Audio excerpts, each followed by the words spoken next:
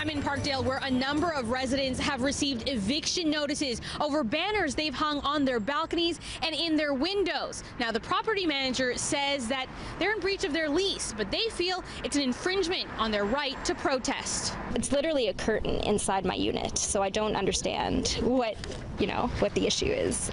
Eliza Kassam has had this banner inside her Jameson Avenue window for weeks, and after warnings from her property management, received this notice of eviction Friday for failing to take it down.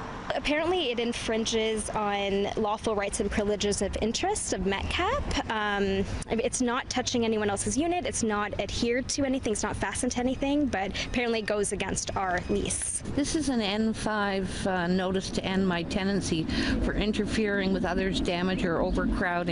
Barb Livesay got an eviction notice too for the banner fastened to her balcony on Tyndall Avenue. This is an unreasonable response and it lacks common sense. I feel that I'm being targeted. I feel they're trying to intimidate me. Her sign is one of many in Parkdale, encouraging MetCap tenants to take part in a rent strike next month in response to the property manager's application to raise the rent above the provincial maximum in 5 buildings. We've seen some tenants who have it attached to their balcony getting what's known as the most serious form for evictions. That's usually resolved for gun and drug violations within the unit. The law, the Landlord-Tenant Act, right?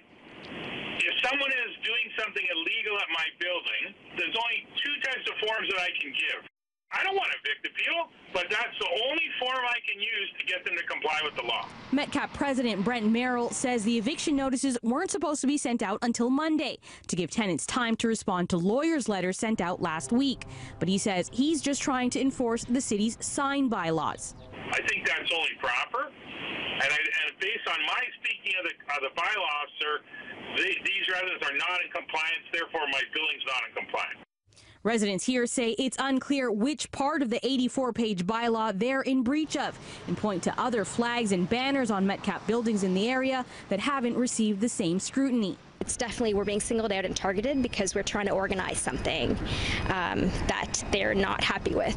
Now, coming up, we'll speak with the Metro Tenants Association, who says this isn't an uncommon practice and the property manager may have a case because of the content of those banners.